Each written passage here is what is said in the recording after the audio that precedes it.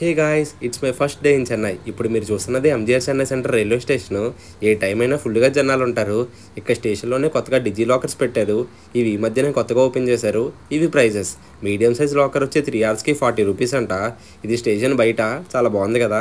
ఇక్కడ స్టేషన్ నుంచి మా రూమ్కి వెళ్ళాలంటే 30 కిలోమీటర్స్ ట్రావెల్ చేయాలి. చాలా రోజుల తర్వాత వచ్చాను. తిన్నగా వెళ్ళి రాంగ్ బస్ ఎక్కేసాను. కిలోమీటర్ తర్వాత బస్ ఆపాడు. మళ్ళీ అక్కడి నుంచి బస్ స్టాండ్కి 1 కిలోమీటర్ నడవాలి.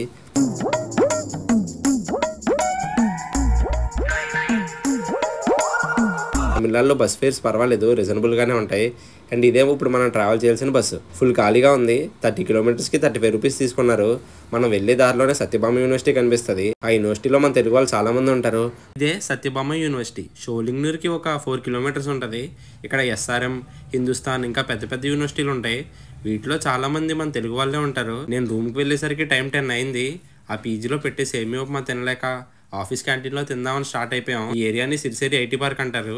కానీ అది పార్క్లా కాదు కదా, కనీసం ప్లే గ్రౌండ్లో కూడా ఉండదు. ఈ మొత్తం ఐటీ పార్క్లో లార్జెస్ట్ క్యాంపస్ ఈ టీసీఎస్ క్యాంపసే. అక్కడ ఒక పెద్ద బిల్డింగ్ కనిపిస్తుంది కదా, అదే కాగ్నిజెంట్ కంపెనీ. ఆఫీస్లోనే జిమ్ కూడా ఉంటుంది. అక్కడ పరిగెట్టేస్తుంది మనమే.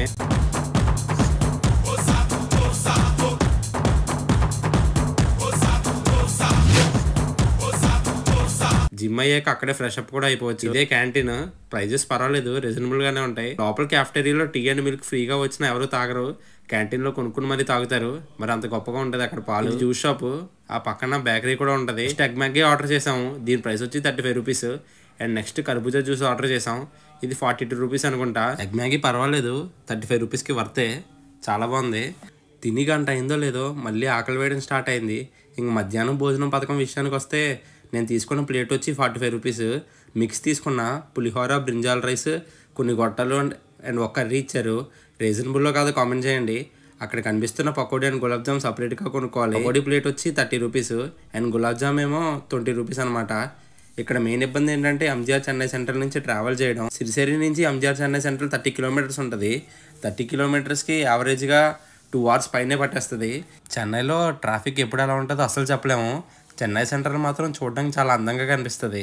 ఇంక మా ఫ్రెండ్ గడికి అయితే ట్రాన్స్ఫర్ వచ్చింది. ఇంకా వాడు వెళ్ళే ట్రైన్కి బండి కూడా పార్సిల్ చేయించాం. చాలాసేపు ఇంజిన్ ఆన్లోనే ఉంచారు. ట్రైన్కి బండిని పార్సిల్ వేసే ముందు బండిలో పెట్రోల్ ఒక చుక్క కూడా ఉండకూడదు. మా ఫ్రెండ్ గడి బండిలో ఏకంగా ట్యాంకే ఉంది.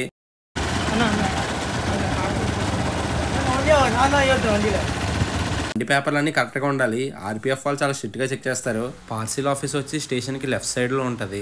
ఆ బండి పార్సిల్కే more than 2000 అయిపోయింది. స్టేషన్లో ఫస్ట్ టైం బట్టల షాప్ నుంచి వస్తున్నా. ఇదే వాడు వెళ్ళే ట్రైన్, చెన్నై నుంచి పూణే వరకు. స్టేషన్ నైట్ వ్యూ చాలా అందంగా కనిపిస్తుంది కదా. That's it for today. మరి మీరు ఎప్పుడైనా చెన్నై వచ్చారా? అయితే మీ ఎక్స్పీరియన్స్ ఎలా ఉందో కామెంట్ చేసేయండి.